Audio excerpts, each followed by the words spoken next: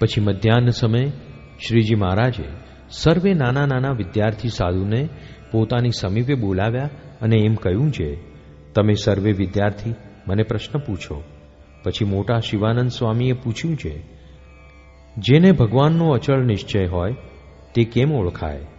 પછી શ્રીજી મહારાજ બોલ્યા છે, જેને અચળ નિશ્ચય હોય તેને ભગવાન સારી ક્રિયા કરે અથવા નરસિંહ ક્રિયા કરે તે સર્વે કલ્યાણકારી ભાસે અને ભગવાન જીતે અથવા હારે અથવા કોઈક ઠેકાણે ભાગે અથવા ક્યારેક રાજી થાય, ક્યારેક શોક કરે ઇત્યાદિક અનંત પ્રકારની ભગવાનની ક્રિયાઓ તેને જોઈને નિશ્ચયવાળો ભક્ત હોય તે એમ કહે છે, પ્રભુની સર્વ ક્રિયા કલ્યાણને અર્થે છે.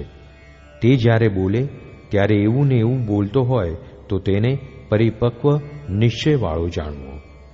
પછી નિર્માનાનંદ સ્વામીએ પૂછ્યું છે, ભગવાન અને ભગવાનના સંત તેને વિશે દોષ બુદ્ધિ ના આવે તેનો શું ઉપાય છે? પછી શ્રીજી મહારાજ બોલ્યા છે, જેવો પ્રથમ કહ્યો એવો ભગવાનનો અચળ નિશ્ચય હોય તો તેને કોઈ રીતે ભગવાનને વિશે દોષ બુદ્ધિ આવે નહીં. અને એવા મોટા જે ભગવાન તેના દાસનો મહિમા જ્યારે વિચારે ત્યારે ભગવાનના ભક્તનો પણ કોઈ રીતે અવગુણ આવે નહીં. પછી નિર્માનાનંદ સ્વામી અને નાના પ્રજ્ઞાનંદ સ્વામી એ બે મળીને પૂછ્યું છે, જાગ્રત, સ્વપ્ન અને સુષુપ્તિ એ ત્રણેય અવસ્થાને વિશે ભગવાનની મૂર્તિ અખંડ કેમ જણાય? પછી શ્રીજી મહારાજ બોલ્યા છે, પૂર્વજન્મનો કોઈ શુભ સંસ્કાર બલિષ્ઠ હોય તેને ભગવાનની મૂર્તિ ત્રણેય અવસ્થામાં અખંડ દેખાય છે. અથવા ભય, કામ અને સ્નેહ એ ત્રણ જેને વિશે અખંડ હોય તેને ભગવાન વિના બીજું પદાર્થ હોય તે પણ ત્રણ અવસ્થામાં અખંડ દેખાય છે. તો ભગવાન દેખાય એમાં શું કહેવું? એ તો દેખાય જ.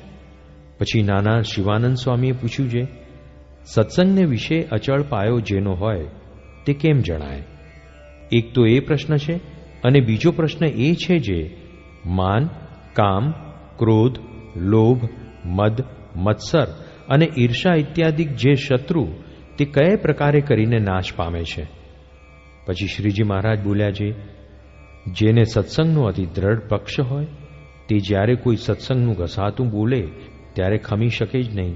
જેમ પોતાના કુટુંબી હોય અને તે સાથે કચવાણ થઈ હોય તોય પણ જ્યારે તેનું કોઈ ઘસાતું બોલે ત્યારે ખમાય નહીં. એવી રીતે જેવો દેહના સંબંધીનો પક્ષ છે તેવો જેને સત્સંગનો પક્ષ હોય તેનો પાયો સત્સંગને વિશે અચળ છે. અને બીજા પ્રશ્નનો એ ઉત્તર છે જે જેને એવો સત્સંગનો પક્ષ છે તે સંત અથવા સત્સંગી તે સંગાથે માન, મત્સર, ઈર્ષા કેમ રાખી શકે? માટે જેને સત્સંગનો પક્ષ હોય તેના માન, મદ, મત્સર, ઈર્ષા આદિક સર્વ શત્રુનો નાશ થઈ જાય છે. અને જેને સત્સંગીનો પક્ષ ન હોય અને સત્સંગી ને કુસંગીને વિશે સમભાવ હોય તો ગમે તેવો સત્સંગમાં મોટો કહેવાતો હોય પણ અંતે જતા જરૂર વિમુખ થાય. પછી નાના આત્માનંદ સ્વામીએ પૂછ્યું છે, ભગવાન અને ભગવાનના સંત તે કોઈકને તો નિધડક થઈને જેમ કેવું ઘટે તેમ કહે છે અને તેની કોરનો એમ ભરોસો આવે છે જે આનું માન કરીશું અથવા તિરસ્કાર કરીશું તોય પણ કોઈ રીતે એ પાછો નહીં પડે એવો જે ભરોસો તે ભગવાન ને ભગવાનના સંતને કેમ આવે?